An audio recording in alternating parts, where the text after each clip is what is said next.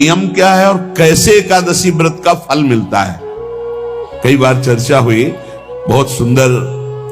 तस्मात् शास्त्रम प्रमाणम ते, शास्त्र प्रमाण के अनुसार श्री सनातन मुनि बोल रहे हैं, जिसे एकादशी रहनी हो और एकादशी का फल प्राप्त करना हो, उसको ये नियम पालन करना चाहिए। अथ ते नियमान वच्मि व्रते ह्रस्मिन् दिनत्रये। उसको 3 दिन, एक तो दशमी और एक द्वादशी और फिर बीच में एकादशी, उसको 3 दिन संयम में रहना होता है, तब बीच की एकादशी का उसे फल प्राप्त होता है। जिसे एकादशी व्रत रहना हो, उसका नियम है कि दशमी के दिन कांसे के पात्र का त्याग करे। वैष्णव सिद्धांत है कि कभी जिसमें मांस बना उस रसोई का भोजन न ग्रहण करे। मसूर की दाल, चना की दाल, कोदों और कोई भी शाक, शहद, दूसरों का अन्न, दोबारा भोजन और मैथुन, ये दशमी के दिन त्याग दे। एक बार दशमी के दिन भोजन करे 24 घंटे में, क्योंकि एकादशी रहना है। कांसे का पात्र, जिस रसोई में मांस बना उसके भोजन का त्याग। मसूर की दाल, चना, कोदो, शाक, मधु अर्थात शहद और दूसरे के द्वारा दिया हुआ भोजन और दोबारा भोजन और मैथुन क्रिया, इनका दशमी के दिन कभी भी प्रयोग ना करें। इन 10 वस्तुओं से वैष्णव दूर रहे दशमी के दिन। फिर एकादशी के व्रत में, ये पीछे तो हम वर्णन कर ही चुके हैं, कहीं नहीं आया यहाँ कुटू का कचौड़ी पकौड़ी और सिंघाड़ा का हलवा और सावा, ये दुनिया के खीर और सब। ये एकादशी के दिन किसी भी तरह की गेम आदि क्रीड़ा ना खेले। जैसे अब आज व्रत है तो बैठे हैं अपना मोबाइल में गेम खेल रहे हैं, ऐसा कोई भी क्रीड़ा नहीं। द्यूत क्रीड़ा, किसी भी तरह का गेम, ये सब खेल नहीं। एकादशी के दिन उपासक को चाहिए कि वो किसी भी तरह की क्रीड़ा, मनोरंजन बिल्कुल नहीं। चनिद्राम, नींद नहीं लेनी उसको, न दिन में न रात में। एकादशी व्रत, और प्रायः पुराने महापुरुषों ने ऐसा किया है। रामदास जी डाकोर के रात में जाते थे, रणछोड़ भगवान के यहां कीर्तन करते थे जाकर। तभी तो भगवान उनके कीर्तन पर, उनकी भक्ति पर रीछ कर गाड़ी में बैठकर उनके साथ आए थे। पूरी रात जगकर कीर्तन करना, और दिन में तो सोना ही निषेध है। द्वित क्रीड़ाम च निद्राम च तांबूलम, पान खाना निषेध है एकादशी को, बिल्कुल नहीं, जो व्रत रह रहे। दंत धावनम, वृक्ष से तोड़कर जो दतून की जाती एकादशी के दिन है। परापवादम, दूसरे की निंदा करना, चर्चा करना नहीं, अर्थात अधिकतर मौन व्रत धारण करे एकादशी के दिन। पैशून्यम, चुगली करना। स्तेयम, कोई चोरी करना। हिंसाम, वाणी से, शरीर से, मन से किसी को दुख पहुंचाना। रतिम, अर्थात भोग करना, मैथुन करना। कोपम, किसी के ऊपर गुस्सा करना। अनत वाक्यम, झूठ बोलना। एकादश्याम विवर्जयेत, एकादशी के दिन ये नहीं करना चाहिए। एकादशी को एक बार कुछ फलाहार शुद्ध, अगर आपके पास कोई व्यवस्था नहीं तो थोड़ा दूध है, जल है, ऐसे आप लेकर, या थोड़ा सा फल ले लिया, थोड़ा सा फल लेकर के प्राण पोषण, एक दिन में मर नहीं जाओगे। कितने तो निर्जला एकादशी रहते हैं, हर एकादशी निर्जला। पूज्य श्री मथुरा दास जी निर्जला ही रहते थे हर एकादशी।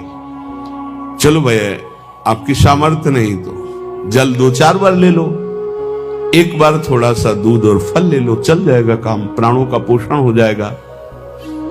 ये आचरण न करे और एक बार कुछ आहार ले ले, वो भी शुद्ध भगवद अर्पित प्रसाद। फिर द्वादशी को काश्यम मांसम सुराम छौद्रम तैलम वितथ भाषणम व्यायामम च प्रवासम च पुनर्भोजन मैथुने अस्पृश्य स्पर्श मासूरे द्वादश्याम द्वादश त्यजेत। कांस के पात्र में द्वादशी को भी भोजन न पावे, जिस रसोई में मांस बनाओ उसमें आहार न ले, किसी भी तरह का नशा द्वादशी को न करे, शहद न पाए, तेल के बने पदार्थ न पाए, मिथ्या भाषण न करे और बहुत शरीर का व्यायाम न करे, बहुत थकावट वाले कार्य न करे, दोबारा भोजन न करे, एक बार द्वादशी को भी भोजन पवित्र, मैथुन न करे, जिसका स्पर्श नहीं किया जाता ऐसे पदार्थों का स्पर्श न करे, और मसूर की दाल न खाए। द्वादशी को जो इन नियमों का पालन करता है, दशमी द्वादशी ऐसे और एकादशी ऐसे, तब उसे एकादशी व्रत का फल प्राप्त होता है। जो इस पद्धति से ये जो मनमानी है सब नहीं, हर पदार्थ मिल जाएगा आपको फलाहार में, हर पदार्थ हमको बताया गया कि आपको जो चाहो सब पदार्थ फलाहार का। अरे भाई, हरितोष व्रत है तो हरि प्रसन्नता के लिए एक दिन भूखे रहने बहुत आनंद आता है। पहले भगवत कृपा से ऐसी गंगा जल पी करके कुछ दिन, फिर कभी कभी निर्जला एकादशी का भी आनंद। बड़े संन्यास मार्ग में थे तो बड़े संयम से सब शास्त्रीय पद्धतियों का निर्वाह होता था। उपासक को चाहिए कि इन नियमों से व्रत का अनुष्ठान करे, मनमानी आचरण न करे। सबसे प्रार्थना जो एकादशी रहते हो, हरितोष व्रत इसे कहते हैं, भगवान की प्रसन्नता के लिए रहा जाता है, रहना चाहिए, जो अपने आचार्य परंपरा में हैं जैसे, जिनका सिद्धांत है। पर रहने का सिद्धांत ये श्री सनत कुमार जी वर्णन, श्री सनक जी महाराज, ये सनत कुमार जी वर्णन की। सनक जी महाराज कह रहे हैं, यदि भगवान का आश्रय नहीं, सत्संग नहीं है, तो इन चार में से एक हो तो नाश कर देता, फिर चारों हो तो सर्वनाश हो जाता है। सत्संग नहीं है, यदि भगवद आश्रय नहीं है, खूब धन हो, जवान अवस्था हो, और बढ़िया पद मिला हो, प्रभुत्व चलता हो और अज्ञान हो, फिर क्या कहना है? बोले ये चारों जहां मौजूद होते हैं वहां सर्वनाश का खेल शुरू हो जाता है। अगर इनमें से एक हो तो सर्वनाश करने में पर्याप्त है, और अगर चारों हो तो फिर क्या कहना है? यौवनम, जवान हो, धन संपत्ति, खूब रुपया पैसा हो, प्रभुत्व, कोई पद हो, कोई अधिकार हो बड़ा, फिर अविवेकता और अज्ञानी हो, तो बोले एक नाश कर देगा, फिर चारों तो नाश ही कर देंगे। अगर सत्संगी है तो ये चारों महान कार्य कर देंगे। क्या? यौवनम, जवान है, खूब दूसरों की सेवा, मेहनत पूर्वक धन संपत्ति कमाकर माता पिता की सेवा, परिवार की सेवा।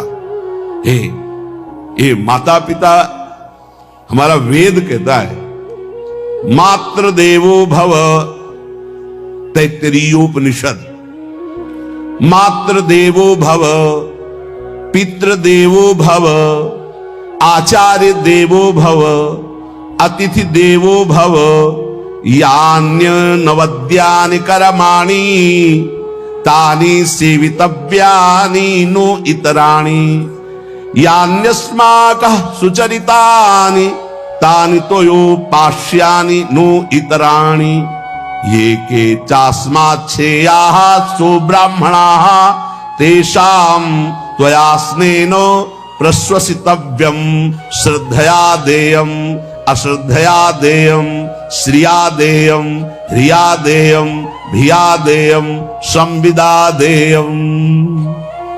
वेद कहता है मातृदेवो भव, माता साक्षात हमारी भगवान है।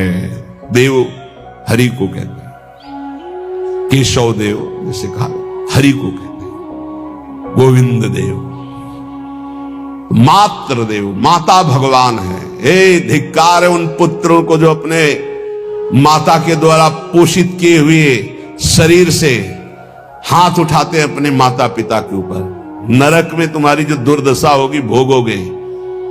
एक हमको दिखाया गया दृश्य कि अपनी माता की कोख में लात मारता है, थप्पड़ मारता है, पिता बैठा है उसको लात मारता है, थप्पड़ मारता है, बाल घसीट कर गेट तक माता को ले जाता है। अब इनकी जो दुर्दशा होगी ये बोल नहीं पाएंगे, बता नहीं पाएंगे। ऐसी जगह मारा जाता है कि बस तलकते रहो, कुछ कह नहीं सकते, घोर नरकों की प्राप्ति होती। वेद कहता, तैत्तिरीयोपनिषद, मात्र देवो भव, ध्यान से सुन लो, सत्संग है, ये माता साक्षात भगवान है। अगर तुमने मारा वाह भर करके इसके आंसू गिरे, जितने आंसुओं की बूंद से भूमि के कण भींजेंगे उतने कल्प तक नरक भोगोगे। ध्यान रखना, तुम्हारा कभी यश, कभी कीर्ति, कभी श्री, कभी हिरी, ये कभी तुम्हारे उदय नहीं हो सकती। तुम्हारा सर्वनाश हो जाएगा अगर मां पे हाथ उठाया। पितृदेवो भव, पिता साक्षात भगवान है। देखो भगवान अवतरित हुए तो प्रात काल उठी कै रघुनाथा, मातु पिता गुरु नावहि माथा। आचार्य देवो भव, माता साक्षात भगवान है, पिता साक्षात भगवान है, आचार्य गुरुदेव साक्षात भगवान है। जो अपनी माता को, अपने पिता को दुख देता है, अपने गुरुदेव की अवहेलना करता है, उसका कभी मंगल हो सकता है? वो कभी सुख प्राप्त कर सकता है? वेद कहता है, जो निर्दोष कर्म करते हुए धन कमाकर, कैसा कर्म? निर्दोष कर्म करते हुए धन कमाता है और उस धन से अपने बूढ़े माता पिता और गुरुजनों की सेवा करते, जीवन धन्य है। धिक्कार है उस पुत्र को, धिक्कार उस जवानी को, धिक्कार है उस धन को, धिक्कार उस बुद्धि को, जिसको ये सब प्राप्त होने पर भी अपने बूढ़े माता पिता को दर दर के भटकने के लिए विवश कर देते हैं, जो अपने बूढ़े माता पिता को कष्ट देते हैं। जहां वेद कह रहा है मात्र देवो भव, पितृ देवो भव, आचार्य देवो भव, अतिथि देवो भव, चारे बातें कही। अतिथि देवो भव, अगर बिना परिचय के कोई आ गया, कह रहा भूखा हूं, भोजन पवा दो, भगवान पधारे हैं, हम कह रहे मत अंदर आने दो, गेट के बाहर पवा दो, तुम्हारा संशय, पर उसे भूखा मत जाने दो। अतिथि देवो भव, जो निर्दोष कर्म करके अर्थ कमाकर अपने माता पिता गुरुजनों की सेवा करता है, उसी का जीवन धन है। पशुवत आचरण, मनुष्य शरीर प्राप्त करके राक्षस आचरण, राक्षसों की यही पहचान होती है। मां नहीं मातु, पिता नहीं देवा, साधुन ते करवा वही सेवा। तुम्हारे जो पुण्य है ना सब भस्म हो जाएंगे, आप खिलवाड़ मत समझो। वो विरक्त है, भले तुम्हें नौजवान दिखाई दे रहा है, वो शरणागत है। जो आचार्य ने मंत्र दिया वही गुरु परंपरा से चला रहा, वही मंत्र उसमें। आप उसको बोल रहे हमारे लिए कुर्सी डालो, पैंट शर्ट पहने हो, कुर्सी डाल।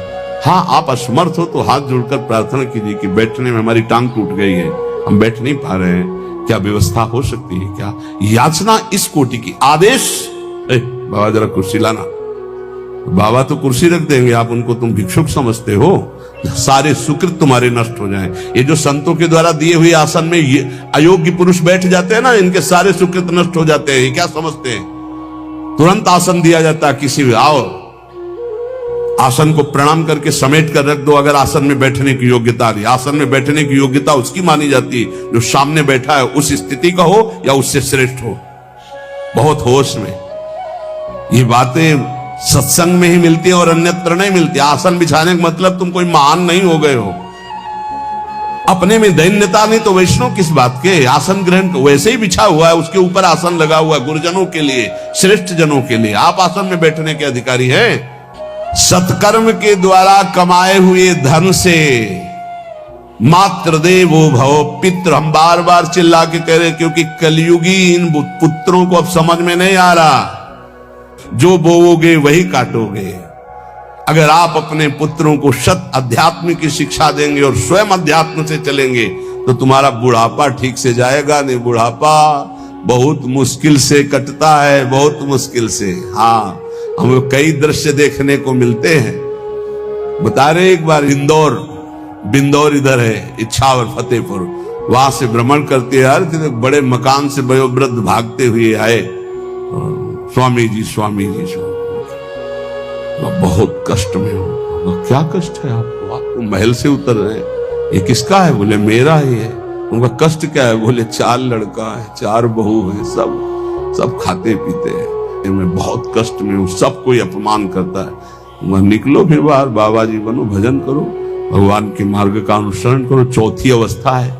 बोले ये तो नहीं हो सकता, रहूंगा तो यही कुछ ऐसा कर दो कि जिससे हमारे बच्चों की बुद्धि बदल जाए, जो हमको पीटते हैं, गाली देते हैं। उनका वो जादू तो हम जानते नहीं, और चल पड़े। और बड़ा अंदर से चिंतन हुआ कि जीव कितना आसक्त है उन्हीं पुत्र परिवार घर में। अब बुढ़ापे का समय है, चौथी अवस्था में अगर घर ही में रह के भजन करो तो झंझट नहीं होगी।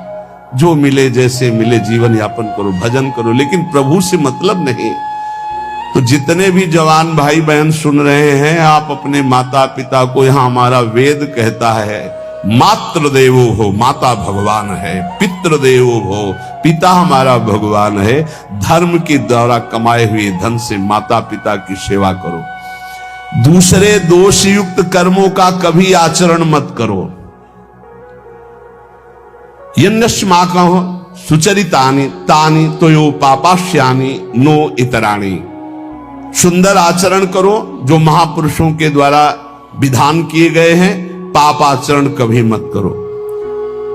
हमारे आचरणों में से एक भी ऐसा आचरण नहीं होना चाहिए जो दूसरे को दुखी करके धन संपत्ति लेने वाला हो।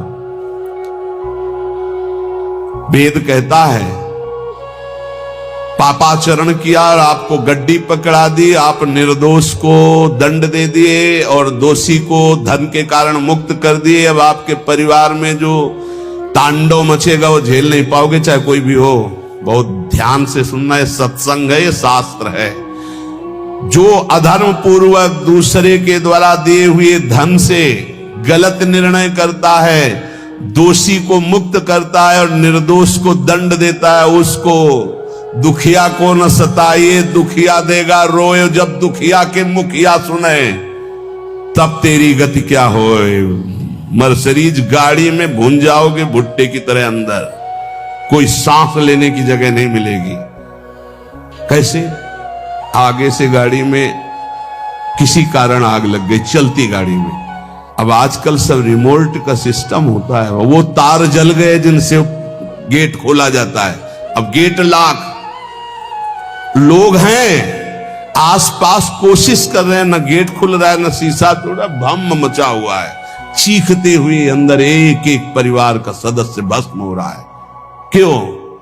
किसी के परिवार को उजाड़ा तुमने, किसी के निर्दोष की तुमने दंड विधान किए हैं, पापाचरण किए, वो भोगना पड़ेगा। इसीलिए बार बार तुम्हें भयावह शब्दों से कहते हैं कोई तुम्हें दंड नहीं देगा, तुम्हारे कर्म हर समय तुम्हारी खोपड़ी में सवार हो, वही तुम्हें दंड देंगे।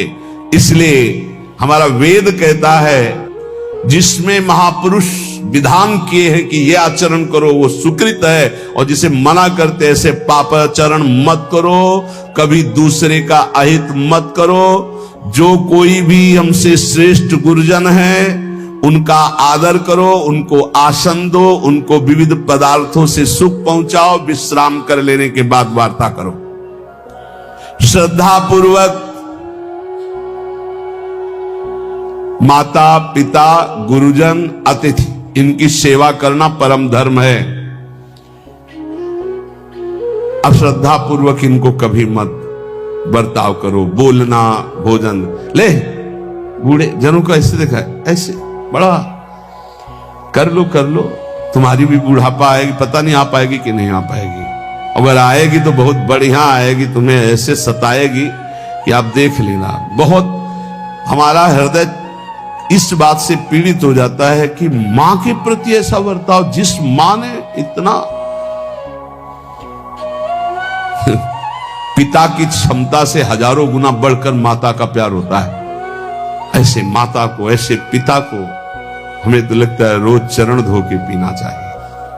भगवान साक्षात इनमें विराजमान है। भगवान सच्ची कहता हूं, सच्ची कहता हूं, जो अपने माता पिता को त्रास देते हैं भगवान भी रक्षा नहीं करेंगे, कोई दान पुण्य तुम्हारा काम नहीं आएगा, क्योंकि ऐसे महामहिम पूज्य माता पिता के प्रति आप ऐसा देखो, प्रार्थना करते चाहे गाली बकने वाले, गुस्सा करने वाले माता पिता हों, यदि वो चल नहीं पाते, वयोवृद्ध है, तो भगवान की तरह पूजा करो, उनके व्यवहार को मत देखो, तुम्हारा काम बन जाएगा, उनका आशीर्वाद आपको मिल जाएगा। आर्थिक स्थिति के अनुसार अतिथि की सेवा करो, गुरुजनों की सेवा करो, भय से भी युक्त होकर सेवा करो। अधिकार है माता पिता का, गुरुजनों का, यदि आप सेवा नहीं करोगे तो अपराध लगेगा। इतना बड़ा शरीर पैदा किया है, लेवरी करो, रिक्शा चलाओ, उससे जो मिले अपने माता पिता की सेवा करो। तो यहां कह रहे कि ये चार अगर आपके पास हैं, इनका सदुपयोग नहीं हो, यौवनम धन संपत्ति प्रभुत्व अविवेकता एकैपमप्यनर्थायम किमु यत्र चतुष्टयम।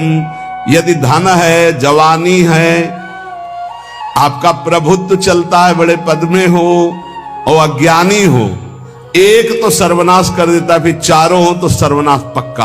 और यदि कहीं भगवान का आश्रय मिल जाए, संत जनों, तो ये परम मंगलदायक है। अविवेक विवेक में बदल जाता है। जो धन है, इसकी तीन गतियां बताई गई है, एक दान और एक स्वयं भोग करना, और अगर नहीं किया तो सर्वनाश, वो नाश को ही प्राप्त हो जाएगा। गांव के कंजूस जनों के धन दीवालों में निकलते हैं, मटकी में बंद बंद करके दीवाल में पैक कर दिया और मर गए। अब दीवाल में नहीं, अब लॉकर में है, बैंक में है। कितने हैं? बोले इतने करोड़। कभी ना तो धर्म किया ना दान किया, कंजूस रात दिन उन्हीं रुपए का चिंतन किया, मर गए। एक रुपए का भी कभी सतमार्ग में प्रयोग नहीं किया। कह रहे दान भोग विनाशश्च, तीन गतियां हैं, दान या स्वयं भोग कर लो और या विनाश हो जाएगा। तो सो धन धन्य प्रथम गति जाकी, वो धन धन्य है जिसकी प्रथम गति, प्रथम गति क्या? दूसरों को सुख पहुंचाने में लगा। अस्पताल में दे दिया, गरीब लोगों के औषधियों के, या भूखी गौओं के उदर पोषण में, या संत महात्माओं के निवास या वस्त्र या भोजन, ये सब उत्तम गतियां हैं। अगर ये नहीं किया तो चलो घर में ठाकुर जी विराजमान करो, स्वयं बढ़िया भोग लगाओ, पाओ, परिवार को सुखी रखो, इतना ही कर लो। वैसे सो धन धन्य प्रथम गति जाकी, प्रथम तो है दान, फिर दूसरा स्वयं चलो उपयोग कर लो, धर्म पूर्वक अपने परिवार का। लेकिन अगर ऐसा नहीं किया तो तीसरी गति है नाश, वो तुम्हारे किसी काम में धन आने वाला नहीं है। जो न दान करता है ना भोगता है, उसका नाश हो जाता है। अरे भाई, वृक्ष से ही शिक्षा लो, दूसरों के लिए ही होता है। तो तुम मनुष्य बनकर क्या दूसरों का परोपकार नहीं कर सकते? यदि तुम जवान हो, तुम्हारे पास धन है, प्रभुत्व है, विवेक है, तो तुम पूरे राष्ट्र की सेवा की भावना जागृत करो। समाज में ही भगवान विराजमान है। एक तो होते जवान है, रुपया पैसा खूब कमा रहे हैं, बड़ा प्रभुत्व है, अविवेक है तो नाश कर देगा, और विवेक है तो इन्हीं का सदुपयोग हो जाएगा। एक है जो सबसे हटकर है, ये मानवा हरिकथा श्रवणास्त अधोषाः, जो रात दिन नाम जप करते हैं, भगवान की चर्चा करते हैं और सुनते हैं, और अधोषाः, उस सारे दोषों को अपने मिटा चुके हैं। कृष्णांगी पद्म भजने रत चेतनाश्च, निरंतर अपने चित्त को प्रभु के भजन में डुबोए हुए हैं, प्रभु के चरणों के ध्यान में अनुरक्त किए हुए। उनका क्या प्रभाव होता है? बोले तैवई पुनंति च जगतंति शरीर संगात। ऐसे महात्माओं का यदि शरीर है प्रगट में, तो उस शरीर से स्पर्श करके वायु जिस जिस को छूती है, वो पाप रहित हो रहा है। जो उनके दर्शन करते हैं वो पाप। संत दरस जिमि पातक तरई, संतों के दर्शन मात्र से पाप नष्ट होते, उनके शरीर के स्पर्श से पाप नष्ट होते हैं। संभाषणादपि ततो हरिरेव पूज्य, यदि उनसे संभाषण करने को मिल जाए तो बोले वो इतना पवित्र हो जाता है कि भगवान उनमें वास करने लगते हैं। हरिदेव, हरि उसमें विराजमान है, हरि ही है, ऐसा वो पूज्य हो जाता है। यदि जो नाम जप कर रहे हैं, जिनका चित्त भगवान के चिंतन में है, जो कथा भगवान की चर्चा कर रहे हैं, जो भगवान की चर्चा सुन रहे हैं, अदोषाहा, जो समस्त दोषों पर विजय प्राप्त कर चुके हैं, ऐसे मानवाहा पुनंती च जगतंती, वो पूरे जगत को पावन करने की सामर्थ्य रखते। सतरत सतरत सा लोकांतारयति मम भक्ति युक्तो भोनम पुनातु, वो लोक के लोक पावन कर देते। कैसे? उनके शरीर से स्पर्श की हुई वायु दूसरों के पापों का नाश, उनका दर्शन दूसरों के पापों का नाश, उनका संभाषण दूसरों के पापों का नाश। यदि संत संग मिल गया तो निश्चित हरिदेव ही, वो भगवान से ही मिल रहा है, क्योंकि वहां भगवान जागृत है सबके हृदय में, पर भगवान शयन कर रहे हैं, माया का पर्दा लगाए। संत के हृदय में भगवान पर्दा रहित होकर जागृत हो चुके हैं, तो उनके दर्शन से, संभाषण से, स्पर्श से निश्चित परम कल्याण इस जगत का होता है। कौन भगवान? भगवान किसे कहते हैं? तो बोले सनंदन मुनि बोल रहे हैं। सनातन जी की सुना एकादशी व्रत पर बोले, और अभी तक सनक जी बोल रहे। अब सनंदन जी कह रहे ऐश्वर्य समग्रस्य धर्मस्य यशसः श्रियः ज्ञान वैराग्ययोश्चैव शरणां भग इतीर्णा। संपूर्ण ऐश्वर्य, संपूर्ण धर्म, संपूर्ण यश, संपूर्ण श्री, संपूर्ण ज्ञान, संपूर्ण वैराग्य, ये 6 जहां विराजमान हैं भग, उन्हें भगवान कहते हैं। ये पूर्ण रूप से भगवान में ही विराजमान है, और जिसमें ये सामर्थ्य है उसे भगवान कहते हैं। उत्पत्ति प्रलयम चैव भूतानामा गतिम गतिम वेत्ति विद्याम विद्याम च सावाच्यो भगवानिति। जो सबकी स्वयं अपने संकल्प से उत्पत्ति करता है, उत्पत्ति करने वाले ब्रह्मा जी की भी जो उत्पत्ति का कारण है, जो अपने ही बल से सबका विनाश कर देता है, प्रलय, और जो सबका पालन करता है उसे भगवान कहते हैं। जो आवागमन तथा विद्या अविद्या इसका स्वामी है उसे भगवान कहते हैं। जो संपूर्ण ऐश्वर्य, संपूर्ण धर्म, संपूर्ण यश, संपूर्ण श्री, संपूर्ण ज्ञान, संपूर्ण वैराग्य और उत्पत्ति, पालन, प्रलय का स्वामी, जो विद्या अविद्या आवागमन जिसी के इशारे से होता है, वही है भगवान, वही सबका भगवान है।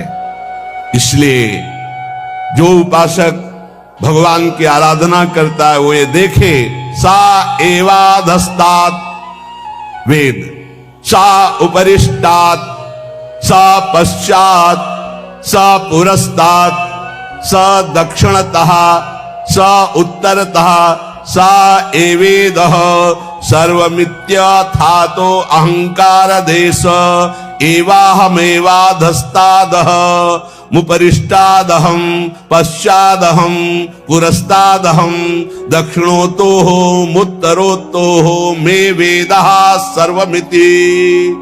वो जो भगवान है कहा है? बोले सा एवाधस्तात्, सा उपरिष्टात्, वो नीचे है, वो ऊपर है, वो पीछे है, वो आगे है, वो दाहिने भी है, वो बाएं भी है, और वही ये सब कुछ है जो देख रहे हो, केवल भगवान ही भगवान है। बोले जो ऐसा देखता है उसका अहंकार भगवान में लीन हो जाता है। कबहु संजोग न मानही, कबहु संजोग न मानही, क्योंकि चाह बढ़े दिन रैन।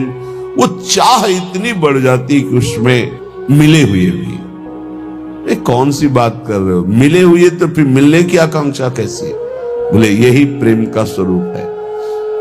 राधे तू मुख चंद्र चकोरिय नैना, लालजू कहे। अति आरति अनुरागी लंपट, भूली गई गति पलहू लगैना। निर्निमेष नैनों से प्रियाजू की रूप माधुरी का पान कर रहे हैं श्री बिहारी जी महाराज। राधे तू मुख चंद चकोरिय नैना, ये अति अनुरागी नेत्र हैं, बड़े ही प्रेम लंपट हैं और आर्त हैं। ये इसी रस रूप रस के पान के लिए व्याकुल है। भूल गई गति, जो नेत्रों की सहज गति है पलक झपकना, भूल गई गति पलहू लगैना। राधे तू मुख चंद्र चकोरे नैना। अब जरा ध्यान दीजिए, अरबरात मिलबे को निष्दिन, निर्निमेष नैनों से रूप का पान कर रहे हैं, पर फिर भी नेत्र रात दिन व्याकुल रहते हैं दर्शन के लिए। कैसे कोई समझेगा? रात दिन दर्शन के लिए व्याकुल रहते हैं। ऊपर की पंक्ति में कहा कि निर्निमेष ने पलक नहीं झपकती, ऐसे रूप रस का पान कर रहे हैं लालजू। राधे तू मुख चंद्र तो चकोरिय नैना, चकोर की भांति मेरे नेत्र हे प्रिया जो आपके रूप का पान कर रहे हैं। और यही बात श्री ध्रुवदास जी देख कर वर्णन कर रहे हैं। प्रिया बदन छवि चंद्र मनो, प्रीतम नैन चकोर। चकोर की भांति लालजू के नेत्र प्रिया रूप रस का पान कर रहे हैं। पर बड़ी गूढ़ बात प्रेम की यह है कि अरबरात मिलबे को निष्दिन, रात दिन प्रियाजू के रूप रस का पान करने की व्याकुलता बढ़ रही है। और निष्दिन मिले ही रहे, रात दिन रूप रस का पान कर रहे हैं, फिर भी अनुभव होता है कबहू मिले ना। एक पद में श्री स्वामी जी महाराज बिहारी जू के हृदय की बात कह रहे कि बिहारी जू प्यारी जू से कहते, प्यारी जू जब जब देखो तेरो मुख, तब तब नयो नयो लागत, ऐसो भ्रम होत देखो न कबहूरी। वही प्रेम का स्वरूप। अरबरात मिलबे को निष्दिन, निष्दिन मिले ही रहत, मनो कबहू मिले ना। बड़ी टेढ़ी बात आप कह रहे हैं। तो भगवत रसिक रसिक की बातें रसिक बिना को समझ सके ना। ये प्रेम रस की बात केवल प्रेम रस में डूबा हुआ रसिक ही समझ सकता है, दूसरा नहीं। तो यहां कह रहे नित्य सिरात नित ही तपत, टूटी टूटी जुरी जाए। कठिन पीर है प्रेम की, बिरला जाने कोई, जो जाने ते कहे नहीं सहे। देखो मीरा जी जैसे बोली ना कि जो मैं ऐसा जानती कि प्रीति किए दुख होए, नगर ढिंडोरा पीटती अजी प्रीति न करियो कोई। ये जिस दुख की बात कर रहे हैं मीरा जी, ये परमेष्ठी पद ब्रह्मा के सुख में भी वो सुख नहीं जो प्रेमी को अपने प्रीतम की विरहाग्नि में दुख का अनुभव होता है। उस दुख में जो सुख है वो मोक्ष में भी सुख नहीं है। इसलिए प्रेमी जनों ने विरह में तड़पना मांगा है कि मैं आपकी याद में आंसू बहाता हुआ आपको पुकारता रहूं। बोले कठिन पीर है प्रेम की, बिरला जाने ताहि, जो जाने ते कहे नहीं सहे सराहि सराहि। जय हो प्रभु आपकी जय हो। चाहे बाहरी कष्ट हो या भीतरी पीड़ा हो, कभी शिकवा शिकायत प्रेमी के मुख में नहीं होता। वो प्रेमी नहीं होते, वो देह प्रेमी होते हैं, भोग प्रेमी होते हैं, जो प्रभु से याचना करते हैं। प्रेमी प्रभु से याचना नहीं करते। देखो ना, जो जाने ते कहे नहीं सहे। सहना भी कई प्रकार का होता है। एक होता है आप ईश्वर हो, आप जैसा सहाओगे सहना पड़ेगा। एक तो ये सहना है, इसके पहले सहना है कि हमारे कर्म हैं उनका भोग भोग रहे हैं। दूसरा है कि हमारे कर्म कैसे हो सकते हैं, अब तो हम आपके शरणागत हैं, पर आपका विधान है, अब जैसा सहाना है तो आपको सहाओ। अब ईश्वर हो, आपके ऊपर तो कोई बस है नहीं। एक ये सहना है और एक ये सहना है कि प्यारे आपने जो विधान किया है बहुत मंगल में किया है, आपकी जय हो, आपकी जय हो। बड़ा मधुर लग रहा है, तेरा किया मीठा लागे। और कैसा भयानक कष्ट शरीर में, कैसी प्रताड़ना दी जा रही थी, वो बड़े प्रेम से मुस्कुराते हुए से सह, ये है प्रेमी का हृदय, दूसरे की सामर्थ्य नहीं। ठाकुर हरिदास जी को 22 बाजारों में बाहरी शरीर को पीड़ा पहुंचाई जा रही, कोड़े मारकर हरि बोल के सिवा कुछ नहीं निकला, एक बार भी आह नहीं कहा। बलिहारी है इन महापुरुषों के चरणों में। प्रहलाद जी को भीषण यातना दी गई, एक बार भी शिकायत नहीं की हरि से। मीरा जी को कितनी यातना दी गई, विष पिलाया गया, एक बार भी गिरधर से कहीं शिकायत पद में नहीं मिलेगी, आपने मुझे बहुत कष्ट दिया, ऐसा कभी नहीं कहा। क्यों? सहे सराह सराह, जय हो, आपकी जय हो प्यारे, आपके विधान की जय हो। आप बड़े मंगलमय हो, बड़े सुखदाता हो। ये दुख जो है महान सुख देने वाला है। जी तो ही ऐसी चाहिए सब ही की सहिले, घट घट में प्रभु रमि रहो उत्तर का को देही। ऐ भक्त हृदय, प्रेमी हृदय, तुझे ऐसा चाहिए कि तुझे सबकी सह लेना चाहिए, किसी को उत्तर मत दो। कोई तुम्हें गाली दे रहा है, निंदा कर रहा है, अपमान कर रहा है, चुपचाप सह जाओ। क्यों? घट घट में मेरा प्रभु रमा हुआ है, वही मुझे पुष्ट करने के लिए ये अपमान, ये निरादर, ये निंदा आदि की लीलाएं कर रहा है। शांत भाव से सह जाओ, आप महान बन जाओगे। महान वही हुआ जो सह गया, जो सह नहीं गया वही टूट गया, वही विषयी हो जाता है। जी तो ही ऐसी चाहिए सब ही की सहिले, घट घट में प्रभु रमि रहो उत्तर का को दे। कितना सहूं, कितना सहूं, कब तक सहूं? तो बोले एक बार तो मरना ही है ना, मृत्यु तो एक बार आएगी ना, मरने तक सह लो। देखो, तन छुट बेलो हद है सहिले मन धरि धीर।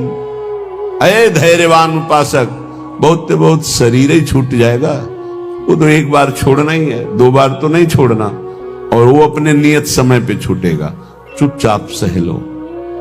जैसा लिखा है ऐसा महापुरुषों के जीवन में पाया गया। तन छुट बेलो हद है सहिले मन धरि धीर, क्यों इतनी ममता करे कोटिन छाड़े शरीर। करोड़ों शरीर छोड़ चुके हो, एक बार प्रभु के लिए इस शरीर की ममता छोड़ दो। जैसा विधान हो चुपचाप उसे सहो, देखो उन्नति हो जाएगी, आपकी अध्यात्म उन्नति हो जाएगी। क्यों काहू को बावरो अपनो दुख बताए। गांठ बांध लो, अपनी पीड़ा अपने हृदय की हमारे हृदयेश्वर प्रभु जानते हैं। किसी से भी मत कहो, किसी और के कहने से, वो खुद पीड़ा युक्त है, वो खुद प्रभु के आश्रित है, तुम भी प्रभु के आश्रित हो, क्यों किसी से कहते हो। बुरी सखी कितनी बढ़िया बात बता रहे। क्यों काहू को बावरे अपनो दुख सुनाए। अगर वो बहुत वैष्णव है, भक्त है, तो वह ही में दुख पावई तेरी पीर न जाए। तेरी पीड़ा तो नहीं मिट जाएगी ना, वो और दुखी हो जाएगा। अगर भक्त नहीं तो उपहास करेगा। रही मन मन की मन व्यथा, रखिए मन में गोए। इस सुनी ठलई है लोग सब, बांट न ली है कोई। इसलिए अंदर की बात अंदर ही रख के केवल प्रभु, केवल प्रभु। रे मूरख क्यों चतुर बने अरुझत बारंबार, भलो भलो कई छाड़ी दे बहुबातन व्यवहार। कभी कभी उपासक फंस जाता है कि हम दूसरे का कल्याण कर देंगे। अरे मूर्ख मत बन, बहुत प्रवीण है। अरे सब में प्रभु विराजमान है, चर्चा भी करनी है तो प्रभु के सुख के लिए, परमानंदमय प्रभु के यश गान के लिए। श्वांता सुखाय तुलसी रघुनाथ गाथा, श्वांता सुखाय। हमें भगवान ने यश गाने का अवसर दिया है, हम दूसरे का कल्याण कर दें इतनी सामर्थ्य नहीं। कह रहे हैं रे मूर्ख, ए मूर्खता मत करना।